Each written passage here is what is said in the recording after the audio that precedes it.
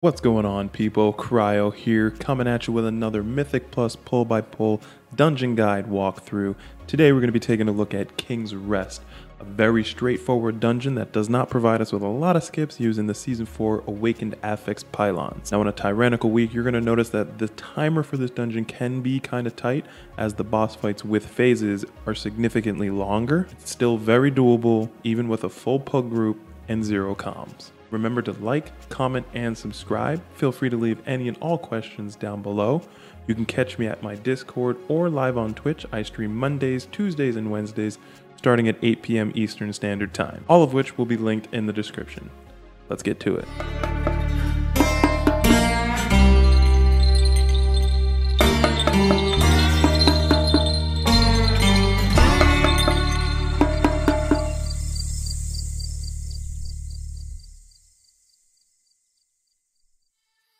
Oh boy, was this an interesting run.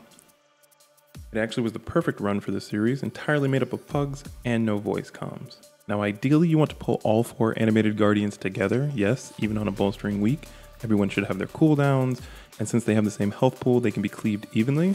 However, first things first is getting rid of the minions of Zool. If you have a priest or a blood elf in the group, they can solo the whole pack. If not, you can single dispel them or pop an immunity and run through them. They do bolster, so do not try to drag the animated guardians over until the minions are popped. As you can see, our warrior missed one, and when it popped, it was too close, giving us bolstered guardians. If you do pull all 4 guardians, gather them up as soon as possible, and make sure if you're tanking, do not face them towards any party members, as it will likely kill you. This first pylon does not really grant us a skip, however it can be useful in case of a wipe. Now, as per usual, while we're kiting this, let's take a look at the route. This is not an ideal route percentage-wise, but it's a solid route that can be used on most weeks. There are small changes that can be made, such as not skipping the Purification Construct, killing the Patrolling Spectral Brute, and skipping 2 Berserkers before the Council of Tribes. This of course will be easier in a way and unlock the runback skip should you wipe, but it's not usable for most weeks. The route shown keeps the dungeon running smoothly and provides a less mechanically heavy run, which is awesome when pugging. When your DPS can focus less on mechanics and more on pew-pewing, there are less chances of messing up and causing a raging issue, which inevitably leads to people leaving the key. Continue kiting Urgroth up to the gong to drop his portal.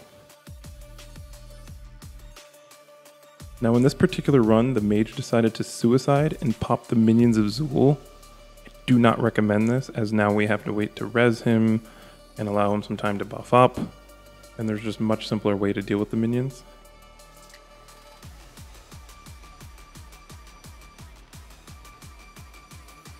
You want to pull the first pack either side and drag them up towards the gong. When fighting the Witch Doctor, be sure to always interrupt Shadowbolt Volley. You can interrupt Deathly Chill if needed, but not if it means missing a volley kick. When fighting the champions, position them so that their back is towards your party, so ranged members do not have to move when the champion's shield goes up, and they can continue to DPS. When fighting Shadowborn warriors, do your best to continuously kite them out of their Gust Slash. It is highly likely that a pug melee player will not pay attention to this and cause damage that is otherwise avoidable to be taken. As the tank, do everything you can to minimize the brain power needed by your comrades, and you'll notice a big difference when pugging.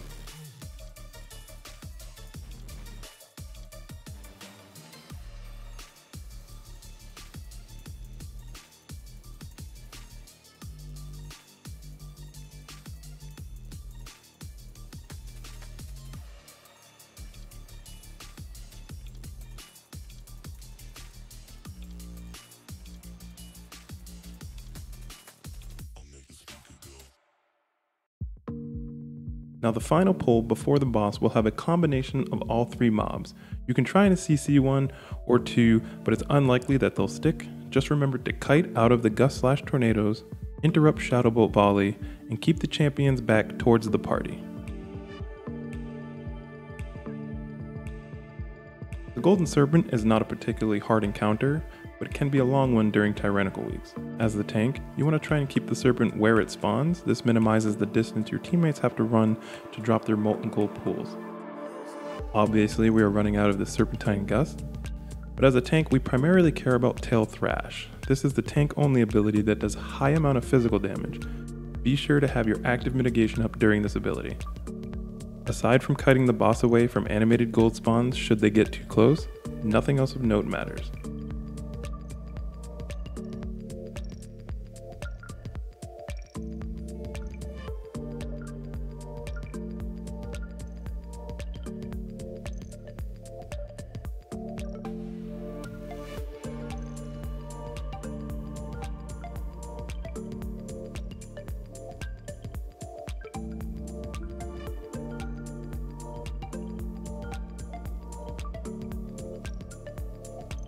These 4 mini encounters can potentially be the toughest part of this dungeon, especially during skittish or sanguine weeks.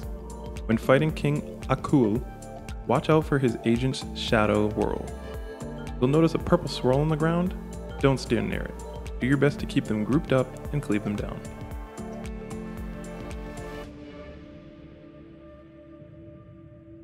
King Tim and Queen Wasi are pretty easy. Do your best to kick all of the Queen's shadow bolts to reduce damage output, and immediately run out of King Tim's Blade Storm.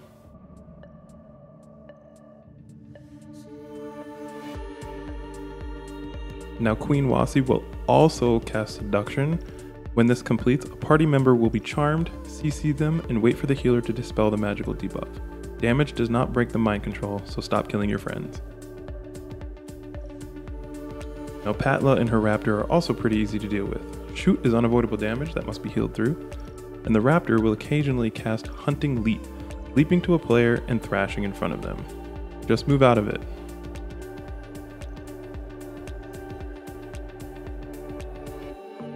The dark purple on the ground is Dark Shot. You can't stop it, don't stand in it.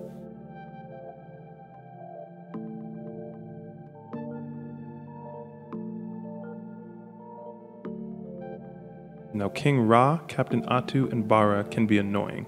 All 3 have abilities that should be stopped, but are not done so in the most traditional ways. Most deadly is Ra's Channel Lightning ability. Players can interrupt this channel, but only with displacement abilities, such as Death Grip, Ring of Peace, or as you see here, Sigil of Chains.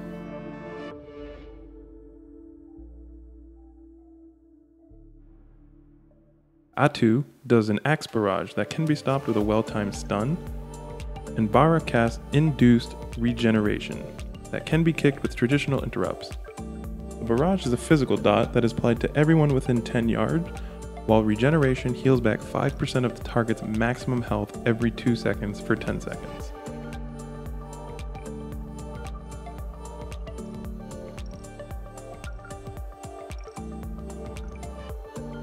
Our second pylon can be used to skip the purification construct. Note that in doing so makes the run back skip impossible, as you will pull him when you land.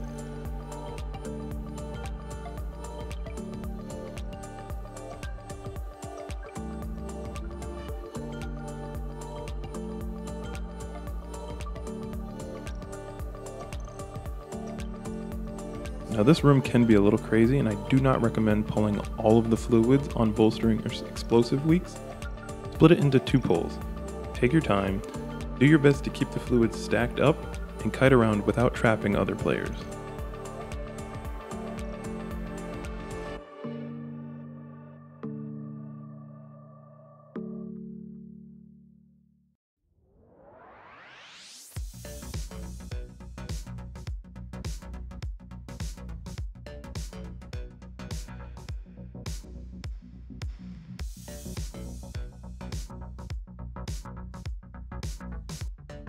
When pulling the far construct and cutting it back towards the closer construct, ensure you do not cut too sharp of an angle, or else the mob will run through the boss, and that would not be good.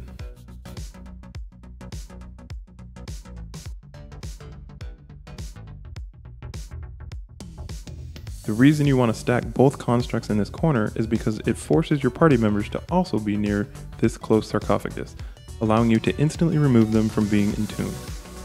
Players aren't always entombed into the closest sarcophagus to them, but this only works on these adds. Mishimba can be a hard hitter during Tyrannical weeks, but is kind of a pushover during Fortified. As a tank, you can choose to tank him in the middle or on the edge. Just note that his Burn Corruption ability targets a random player, so if you can force your team to stand in certain areas, you can control where the fire goes. Now it's tough to see, but when a player gets entombed, they should be spamming their button to shake their sarcophagus. When you see it, free them ASAP. You do not want to have to deal with the ad that spawns if Mishimba opens a tomb first. Rinse and repeat until the boss is dead.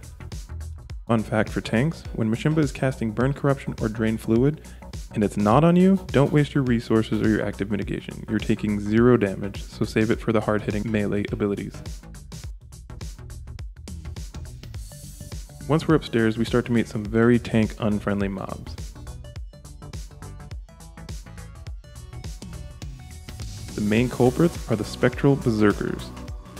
They cast an uninterruptible bleed that stacks and does heavy damage.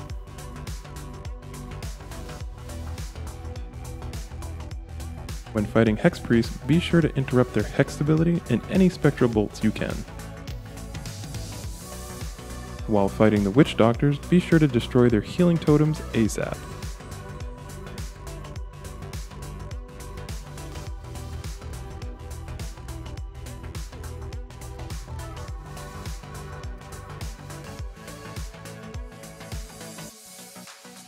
Spectral Beastmasters can be a pain, but are easily countered. As you can see here, the Paladin is targeted with Deadeye.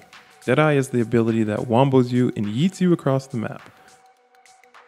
It's not too terrible in this room, but when fighting on the bridge, be sure you aim yourself in a way that will launch you in a safe direction. Or you can interrupt the cast with a stun or displacement. As for the Raptors, avoid being in front of them and or stun them. Now here you have a choice of which pylon you want to activate. I always choose the Blob, as first, it has more HP, allowing me to easily kite it without the risk of mindless DPS killing it, and 2, because he drops the pool, it can be tricky to get him to die exactly where I want him due to positioning. Whichever you choose, drag them all the way across the bridge. You can decide to kill it at the top of the stairs or the bottom of the stairs. This depends on if you're pulling the double Berserker pack or not. One thing to remember with the Berserkers are the bleed stacks. Pay close attention to them.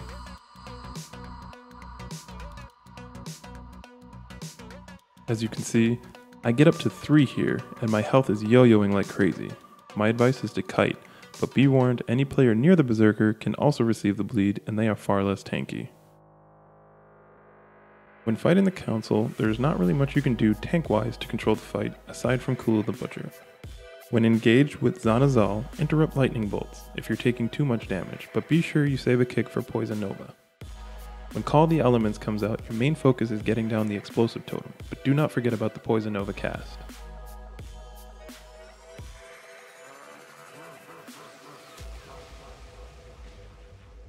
Aka Ali is very straightforward. Position yourself so that the boss runs through you before reaching her target.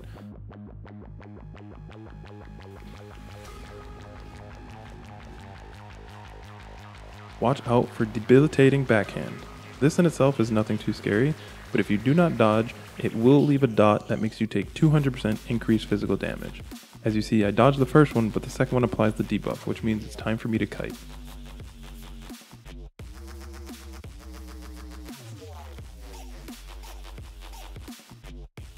Now with Kula, you'll see that a lot of players choose to drag her to the middle. I decided to keep her here. This will be the epicenter of all her whirling axes, meaning they will take longer to reach the center of the room, allowing ranged players and healers to stand still and cast without having to worry about dodging blades every 10 seconds.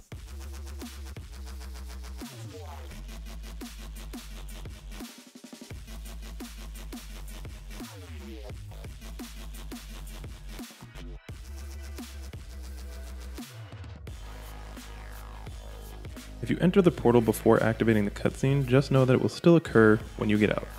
Also, while in this realm, activate the bridge sequence to allow more room while kiting the next mob.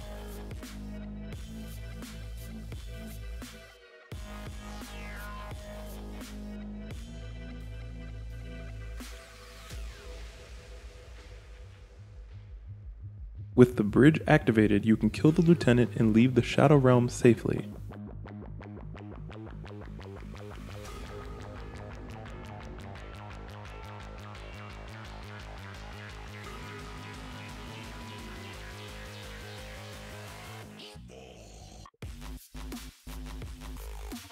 Now this is the pull where it's imperative that you aim yourself down the bridge if targeted by Deadeye shot.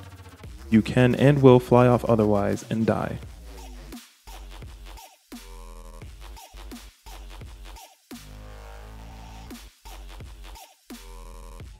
Now on to the infamous Shadow of Zul. This mob deals 100% magic damage and is affected by Fortified.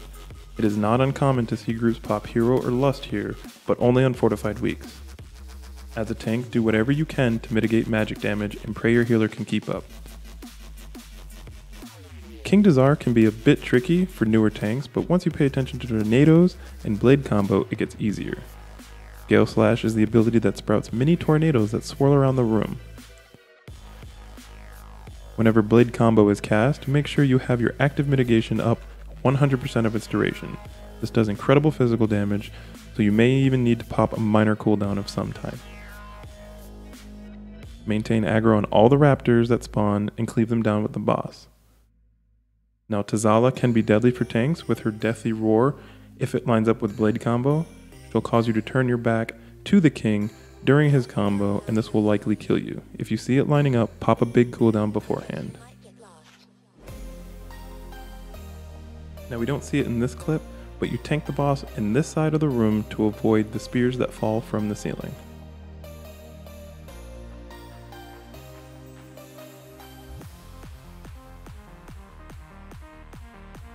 In this particular run, we were a bit short on percentage. We simply ran back to the bridge to kill one mob.